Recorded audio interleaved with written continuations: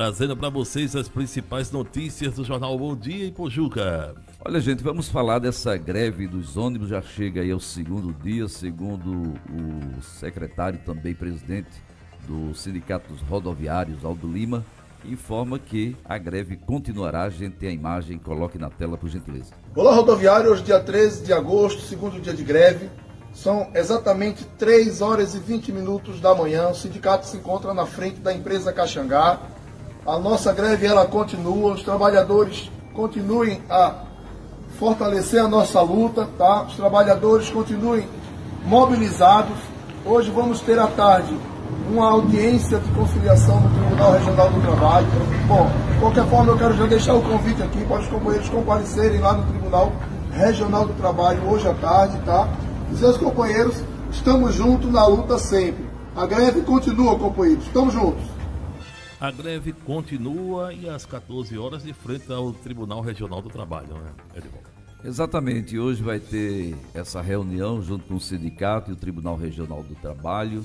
A gente circulava aqui para o litoral sul, Máximo, tem poucos ônibus circulando aqui para Ipujuca, São João do Tadeu, que está com poucas unidades.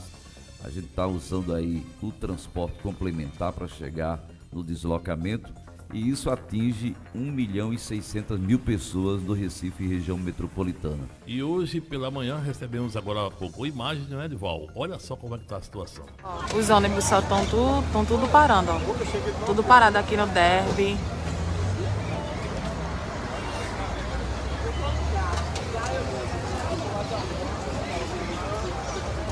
E engarrafamento lá na frente, porque nem os carros estão podendo passar. Eita, que situação, Edivaldo. Isso aí é o corredor principal, né? Agamenon Magalhães, Derby, pegando Conde da Boa Vista. Então todos os ônibus ali parando, a população sem ter como se deslocar, chegar no seu trabalho.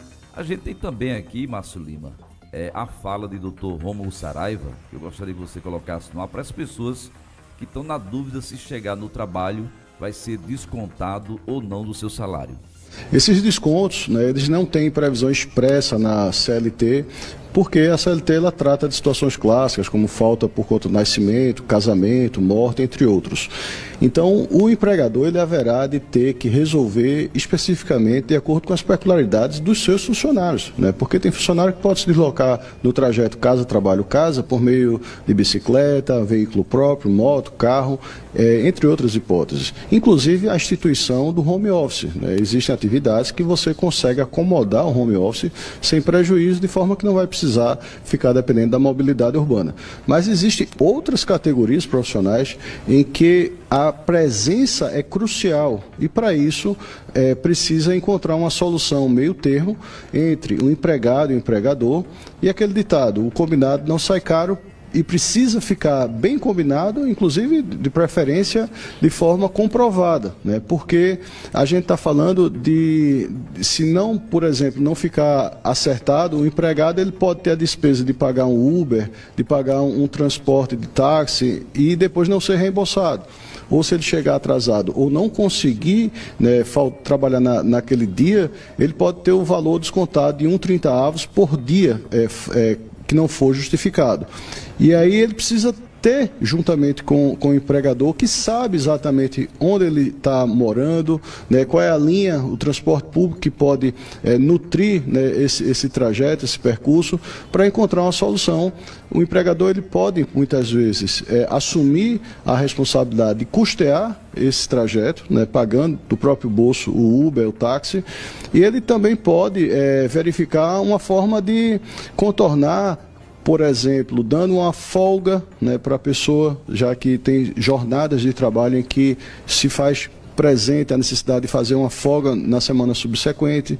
Existem situações em que ele consegue sacar um crédito de horas no banco de horas. Então, o funcionário tem 100, 150 horas no banco de horas. Então, ele consegue ali naquele dia fazer uma compensação. E também situações de o próprio empregador custear do ponto de vista financeiro o abono, né? Porque uma coisa é ele justificar que não está conseguindo chegar, ou que vai chegar atrasado, ou que não vai comparecer ao trabalho. A outra coisa é o abono. Quando o empregador abona aquele dia de trabalho, então ele está contabilizando que não vai haver qualquer tipo de punição ou desconto no contra-cheque, ou punições como suspensão, advertência, e que aquele dia que ele vai ficar em casa vai ser remunerado no final do mês, né? Isso precisa estar bem esclarecido, seja por conversa do WhatsApp, troca de mensagem, e-mail, ou se for o caso, uma chamada de vídeo, né? Para no final do mês ninguém ter surpresa desagradável, seja pela perspectiva do empregado, seja pela perspectiva do empregador, porque isso pode gerar um atrito, né, no contrato de trabalho e, dependendo da circunstância, até um rompimento desse contrato de trabalho. Então, é bom deixar ajustado como é que vai ser, né, para não ter problemas no futuro. Aí, Edival, a fala do advogado. Exatamente, Márcio Lima. Doutor Rômulo Saraiva explicou aí para você que é trabalhador. É importante lembrar que o trabalhador deve comunicar aos seus superiores. A empresa, ela tem a responsabilidade de colocar um transporte à parte para fazer o ir e vir desse trabalhador. E aí ele explicou muito bem, porque tem muitos trabalhadores na dúvida que não consegue, nem vai conseguir chegar no seu deslocamento, no seu ambiente de trabalho, e aí estão preocupados se vai ser descontado esse dia no contra-cheque.